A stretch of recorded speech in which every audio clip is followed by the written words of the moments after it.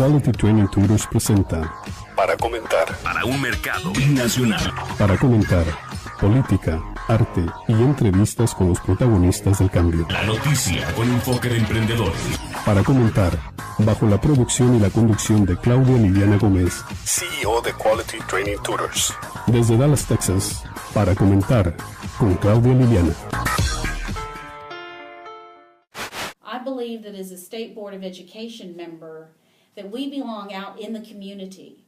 We belong holding town halls and meeting with parents, listening to their concerns, having small coffees with the teachers and sitting in their classrooms quietly and observing what's going on, and then having a dinner or a lunch or something with them where we can sit down and talk about the issues.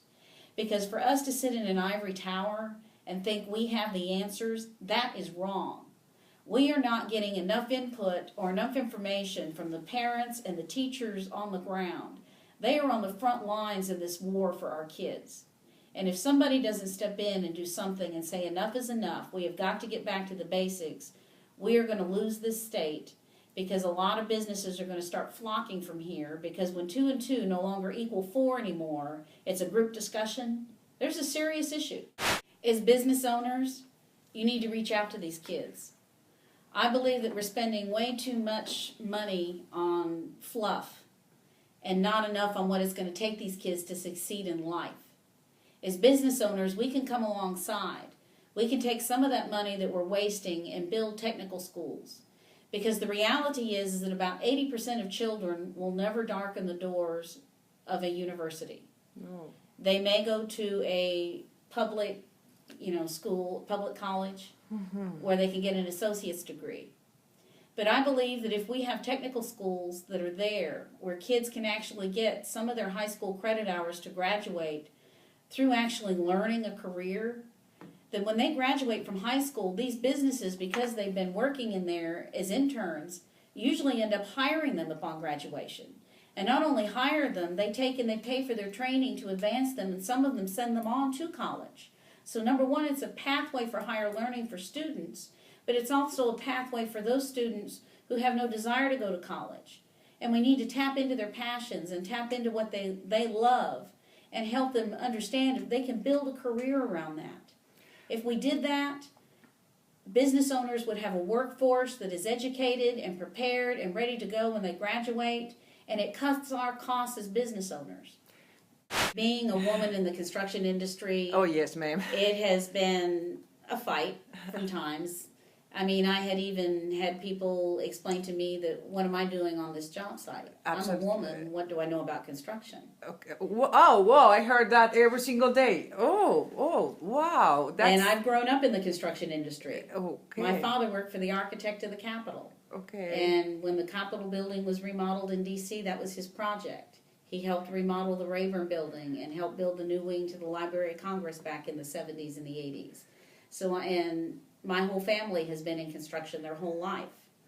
So for them to tell me that, believe me, I was a strong enough woman, I let them know post-haste that I probably knew more than they did. A lot of it has to do with your character and how strong you are willing to stand and say, that's fine, but this is what I believe in, this is what I stand for, and I won't be swayed. And I think my opponents, and I think that the opponent in the general is extremely afraid, because I have negotiation skills that are able to easily persuade people to my side. And I believe that being on that board, right now it usually comes down to a 7 to 8 vote or a 9 vote. It's always only 1 or 2 votes away from that board voting the right way rather than the wrong way. And I intend to be that pivotal swing vote that takes us back to that conservative values that board once had.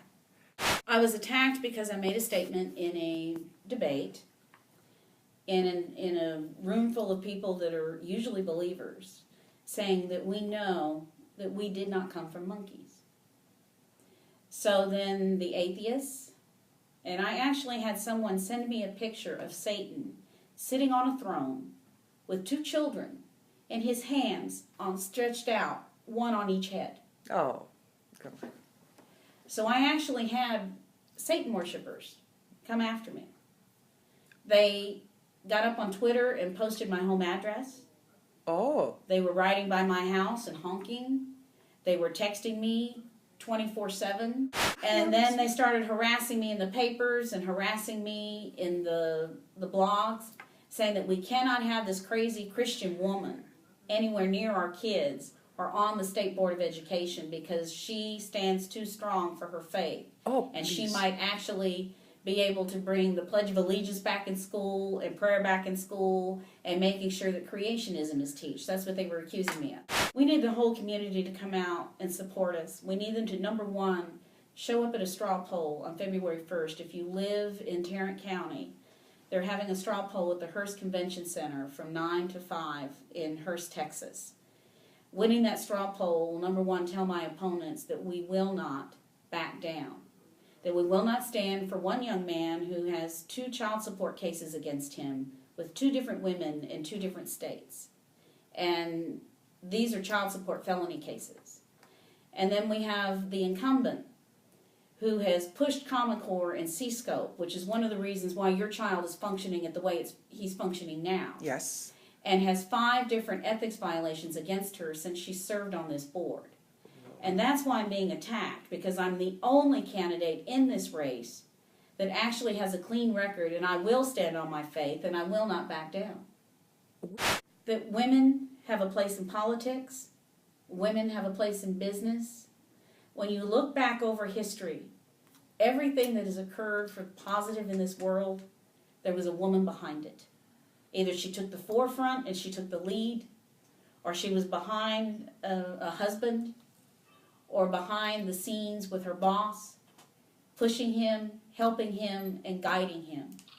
So as a woman and as a mother, you have the toughest job in the world, because you're raising the future leaders of our country, and you're raising the future leaders of this world. So I do want to say to the listeners that at some point, the voters need to show up at the polls and say values matter. Faith matters. A lot of these attacks have been saying, well, the Christians aren't going to show up and vote. You know, that you're going to end up losing this race because you're ignorant and because you're stupid, because you believe in a God who doesn't exist. Oh, please, please. Those are exactly what they're saying to me. Oh, please. Oh, my God. So I need every single woman who is a believer to get I out am. to those We polls are. and to get your families out to those polls who vote. And tell them that Lady Theresa Thombs stands to fight for their kids. And they're afraid because I'm fighting so hard now. They're afraid when I get down there, I will not back down against things that board wants to do that will take us continually down the path of destruction that we're on now. Absolutely. And to stand up and fight for teachers. Nobody's standing up and fighting for the teachers. They're all blaming the teachers instead of fighting for them and saying we're not giving them what they need. We're not listening to them. We're not paying attention to the experience they have. And that has got to stop.